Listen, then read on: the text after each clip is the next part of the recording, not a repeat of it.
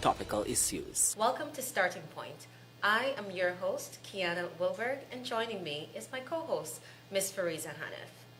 On our podcast today is a very special guest, Mr. Samuel Asandi. He's the Vice Chairman for the Region 4 RDC, and he's also a former PNCR member who sat on the Central Executive Committee. Samuel, thanks for joining us today. Thank you for having me.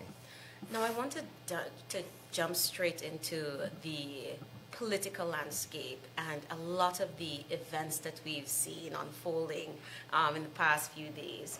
Specifically, we saw 3 AFC members jumping ship and joining forces with the PNC. And we also saw that in the PNC scam, they lost one of their political heavyweights in the form of Ms. Amanda Walton this year. She left. She's formed her own party. Now, Samuel, you've been with the PNC for 20 years. What does all of this signal to you? Is it a crisis of leadership, or is it just par for the course? Thank you very much, Ms. Wilberg. I think it's more than a crisis of leadership. Okay. I did listen to Ms. Walton this year, and most of what she complained about I can identify with in terms of giving your best and still being overlooked, still being sidelined, still being misunderstood, with persons not really understanding what you truly bring to the table. No one can doubt Amanda's commitment, and to see her walk away from the PNC says a lot. To see me walk away from the PNC says a lot. As it relates to the 3 members of the prominent members, rather, of the Alliance for Change, moving over to the APNU. It's not the PNC, because I noticed that Sherrod Duncan stated that he paid his membership up to 2026 or 2029. Yeah, right, we saw that. So he's asserting that, listen, Mr. Hughes, I am still a member of the AFC. I'm just in the APNU.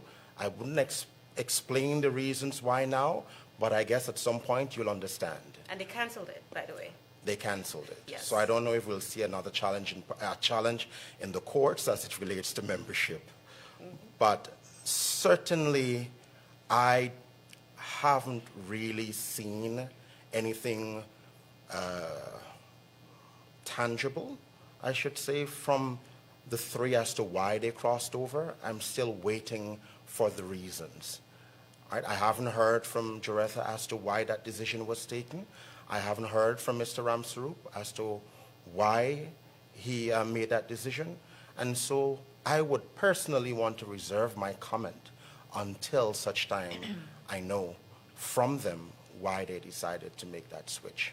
Okay. But just where the PNC is concerned and where we saw Amanda leaving, for you that represents more than just a crisis of leadership? It's more than just a crisis. Okay. You said you listened to some of the things that she had to say, and you can relate to them. Yes. Now, yes, you too, you've left the PNC after 20 years. You've now endorsed the PPP. But tell me, Samuel, what was the breaking point for you? Why did you jump ship, so to speak? The thing is, if you look at the party as it is right now, I cannot see any kind of decision that I can label as progressive. And the government has implemented many policies, taken many initiatives, and when I look at the position taken by the opposition, I am taken aback. And so I can see lip service to the development of Guyana, but in terms of actual work, in terms of the actions and decisions taken by the party leadership, it spells something totally different. Like we've seen recently in the parliament, where I would term for selfish gains, the opposition decided to walk out on a motion that speaks to Guyana sovereignty. And so, for me, the opposition has lost its way. But what was the breaking point for you? Was there a specific incident or situation, because you stayed with them for 20 years? So Yes. what was it that just signaled to you, this is my point of no return? The party, we had an incident, and it has to do with the Hazelton Grove NDC. After the elections, we had a meeting of the council, and the council decided on committees and also signatories to the council's bank account. As customary, because at the very council I had served as vice chairman of the NDC, and also I've served as chairman of the NDC.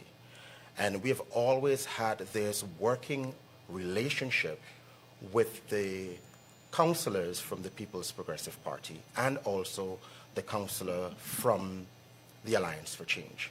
So we worked as a group. So when it comes to committees, we had no qualms about sharing the committees. And as it relates to the signatories to the account, we had signatories coming from the APNU, from the AFC, and from the PPP. Okay. So fast forward to 2023 local government election. In our view, it was better for us to continue that tradition. We made the decision, we had the meeting, we made the decision. Following that, the party leader received news that the PPP was given a few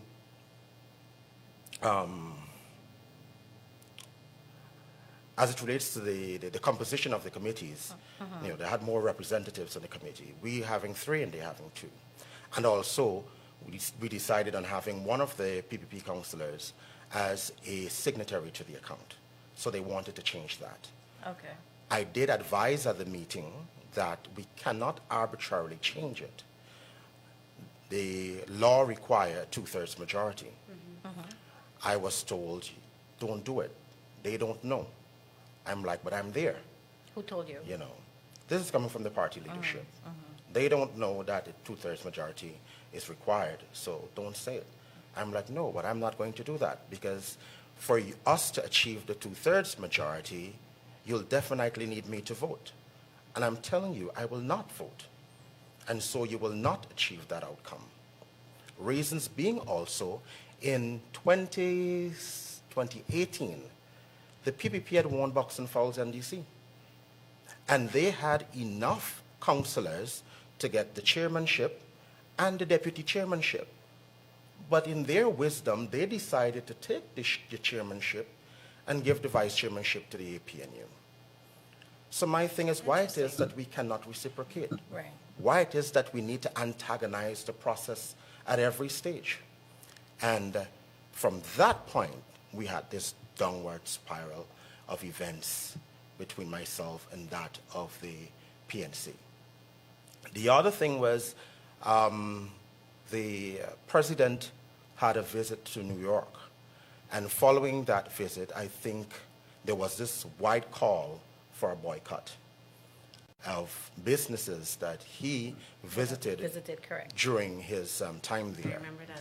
And I did write an article condemning those persons who call for such a boycott, because at the end of the day, he is the president and he commands our respect wherever he goes. He's an ambassador for this country. So why would you even call upon our people to boycott our people because they show support to the person who represents Not our just dear support, land? respect as well. Exactly. And you did this, you commented on this while still a member of the PNC. Yes, while still a member of the PNC. So basically, what I'm trying to understand is that it was a matter of principle for you that caused you to break Yes. away from It the has party. always been a matter of principle. Outside of that, there are a few other reasons that I wouldn't want to delve into, because it will take more than 30 minutes. Correct. It might take 3 years. And I did write the leader a letter, probably about 5,000 words, advising him as to what are some of the things I consider there is need for us to address. And given I didn't receive any response. There was no response. No, So absolutely 5,000 not. words, that's all. 5,000 words. Yeah, So no that's response. interesting, because now I want to know, 20 years is a long time. You would have been under many persons who led the PNC during that period. What was your relationship like with Mr. Norton? Strange enough, Mr. Norton and I, we've been good friends long before he became leader. Huh. I was living overseas in 2014 when Mr. Norton decided that he was going to challenge Comrade Granger for leadership of the party. I returned to Guyana and campaigned with him. All right? Wherever he went, I was there with him. Yes, I did see you in some All right. photos and videos. Yes. Yes. So I can't say, well, Mr. Norton did say to me, listen, in this thing you call politics, there are many people who will try to bend you and shape you and mold you, but you need a brain of your own. And so it came a time when I had to say to him, you said to me that I need to have a mind of my own, and I'm now using it against you to say to you that this is wrong, and I am not willing to continue in this particular path, on this particular path. So Norton the friend and Norton the leader. leader. They Yes. were two separate Two entities. separate persons. Okay. And the leader that you expected, the qualities that you expected him to exhibit, when he started to stray from those principles, it was just the end for you. It wasn't directly the end because remember, I'm now part of the head table. I have a seat in the room. And so I believe I can now advocate for change because I'm there. But that advocacy changed because, there isn't anyone listening. So there's no, even though you want to be an agent of change, you need that commitment from the majority, and it wasn't there. So you're left alone. So you guys were friends. You and Mr. Norton were friends, and then he became the leader. You became part of the Central Executive Committee, the highest decision-making body of PNC. But how did you, I'm trying to understand, how you strayed away from that friendship, and then you have, can I say, hostile relationship? No, Did I you wouldn't develop into a hostile say, I wouldn't relationship? say that I have a hostile relationship with Mr. Norton. I have a strained relationship with the People's National Congress Reform, not just with one individual. Okay. So I wouldn't really direct it at one individual because decisions, in principle, should not be taken by one individual. Correct. And so when certain decisions are taken, I cannot just blame one person. I need to blame the entire bunch. So what is the issue for you? Because you noted that it's more than just a crisis of leadership, and your issue is not just with the leader, so to speak, but also with what PNC now represents, and what is that in your words? If you revisit the thrust of Norton's campaign, I would say in the I think it's 2020 or 2021, we had the biennial Congress, where when he was elected, I think it was in 2020, late 2020, it was uniting the party. Correct. All right? That was the big slogan, uniting the party. I would just leave it as that. Uniting where are we now? the party. Where are we now? And under his leadership, we've seen more factions than any other leader in the PNC. I want to return to something that you said in your opening. When speaking about Ms. Amanda Walton Desir and her exit from the party, you said you can relate to many of the things she said, including what it feels like to not be valued and what you bring to the table, that's having that not be appreciated. What was that like for you? What exactly did you bring to the table and you felt as though this was not appreciated? If you can give us at least one instance. I'll give you one instance. I believe that decisions should not be taken based on conversations with one or two persons. I believe that if we really want to represent the people at large, then we need a good representative sample. And so the way the party makes decision, for me, needs to change. There's this whole concept of consensus voting. And I've been against consensus voting given the definition that is derived in that particular political circle. Whenever the leader wants to advance a decision, all that's needed is for the chairman to say, by consensus, the central executive has agreed. And if there is a dissenting view and it is raised, then it is not put to a vote. Someone says that, oh, by consensus, a decision has already been taken.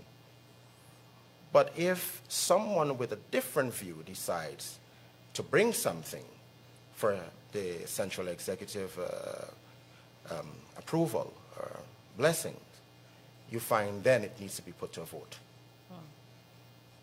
It's no longer by consensus. Right.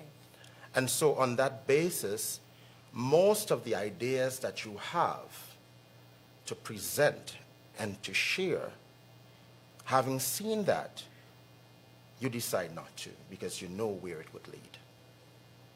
Okay. And so Miss Walton Desir, she has many great ideas, many.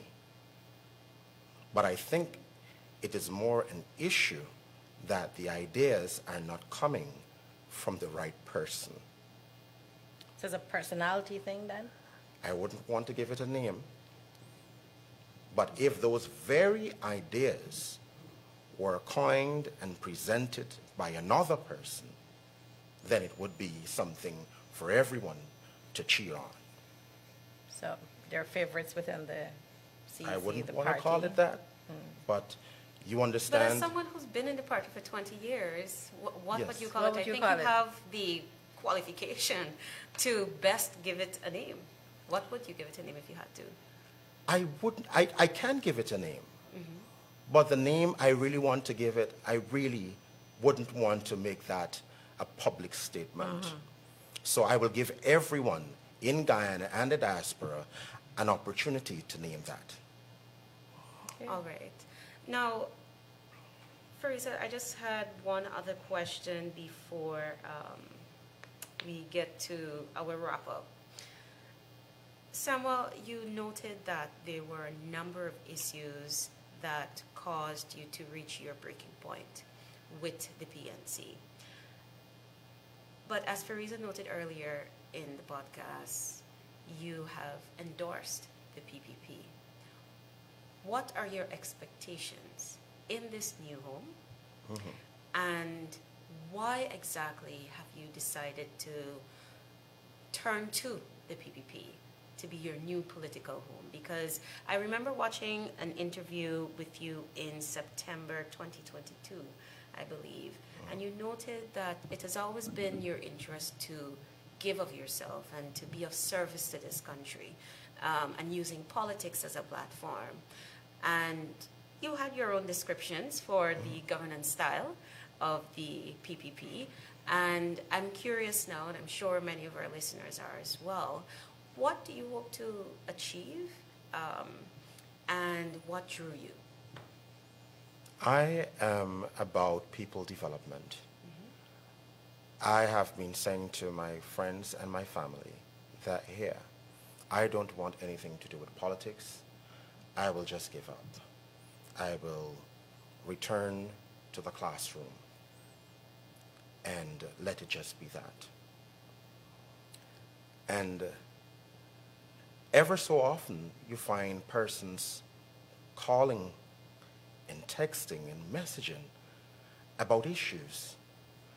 And I'm now thinking that I need to do something about this. And if I can be the conduit between the people and development, then I'm already known for that. Why not continue?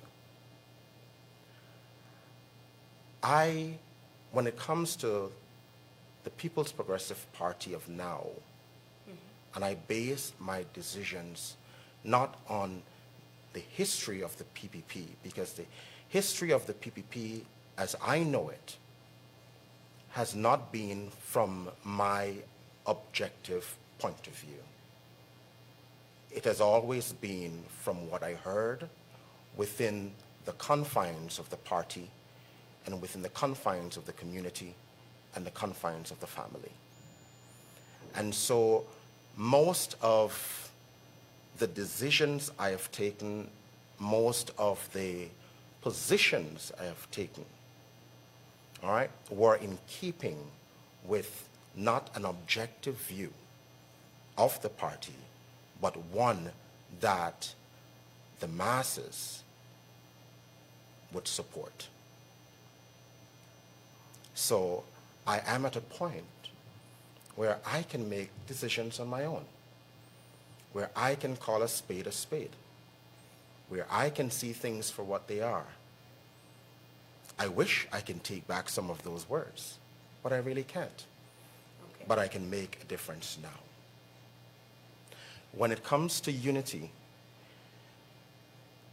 in spite the People's Progressive Party may have their own issues, as all organizations, you don't find it on the internet. You don't find it in every circle. And they always find ways and means of pulling everyone together and finding solutions. The PNC is different. From the time you step out, the leadership, along with the members and the supporters, they will come for you. And they will say things about you that you didn't even know about yourself. Oh. And I have seen that. I have experienced that. I've had cases where someone wrote a very long article detailing lies upon lies. And I thought the party that I supported would have come to my aid and my defense and say, hey, Comrade Sandy is not that person. But instead, the party leadership said the person has a right to his opinion. Now, how can I identify myself with the abuser? Because the omission, your failure to act, also makes you part of the problem. And so when I served at the NDC level, we hadn't PPP counselors. We had counselors of the people, and we worked together. And at RDC4, I saw the same thing. Twice, the AFC sponsored no confidence motions against myself and also the chairman. So I can't find a home in the AFC. When the AFC tabled 2 motions of no confidence, all based on lies. And so when I look to the People's Progressive Party Civic, I ask myself, what wrong has this party ever done me? And I can't think of one. I cannot think of any. And so they have been more a friend to me, more a comrade to me, more a confidant to me than the very people I thought were standing with me. Hence, you have your answer. It got very bit emotional there for you, knowing what you've been through for the past 20 years and how you were treated. I'm sorry you had to endure that. It's all part of life. Yeah, you learn, you move on, and you have, Samuel. I have. And it brings me to my next question. 2020 was a very difficult period for most of us. The elections, March 2nd, we can never forget what happened. The opposition, of which you are part of, still hasn't provided those SOPs that they claimed would prove that it won the elections. What are your thoughts on this as we head into this election cycle? Have you seen those SOPs, by the way? I never addressed this question in the open, but I'll categorically state that in 2020, the APNU+AFC lost the election. I was the operations manager for the East Coast campaign. I was responsible for collecting all SOPs. And I did take it upon myself to record the scores of every SOP received. I took pictures. I kept them. I still have them. I went to the Ashman's building. I listened to the numbers being tabulated. I looked at my numbers, and I thought to myself, where might this be going? Wow.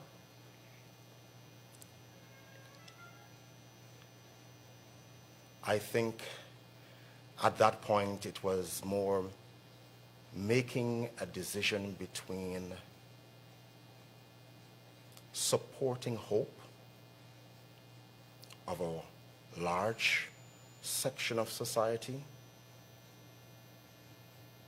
and that of personal integrity. So you knew right there. I chose the former. So it was an outright lie. And I challenge anyone to tell me different.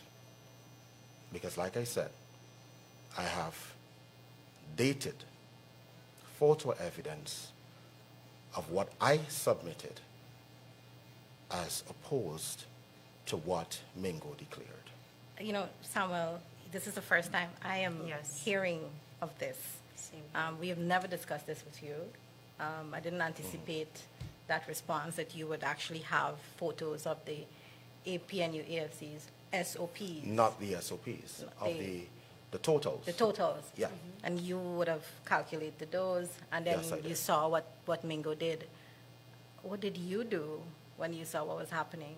Because for you, it's a apparent, blatant fraud, electoral fraud. Like I said, it was more about me choosing between personal integrity and a large group of people hanging on to hope that this will bring home the victory. So I'm a young person, new to this level of responsibility.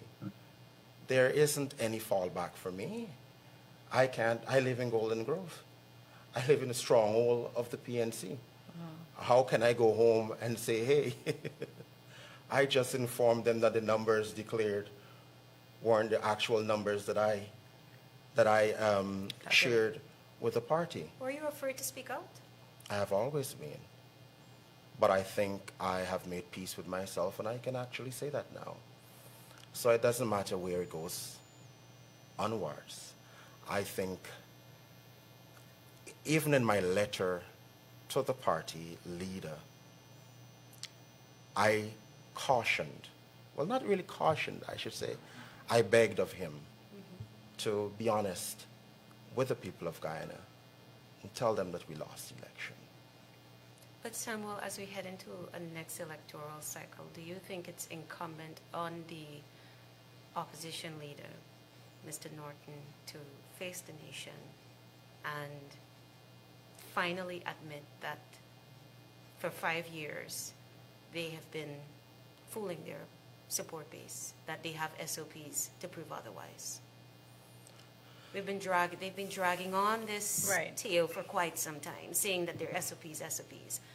and it's going into this next cycle? The leader wouldn't do it. And frankly, from observation, I would say the then president had no idea what was happening. Mr. Granger. Yes. Because if he had any idea what was happening, he wouldn't have agreed to a recount. So he was fooled. So he had, in my view, no idea what was happening. Okay. Wow. That is definitely a bombshell moment. Yeah, that's it's crazy to think about. Yes, indeed. Samuel, Fariza, do you have anything else to Well, close yeah, with? there is one thing that I want to know, Samuel. What role do you hope to play in a PPP government? Any role that sees me being of service to the people of Guyana.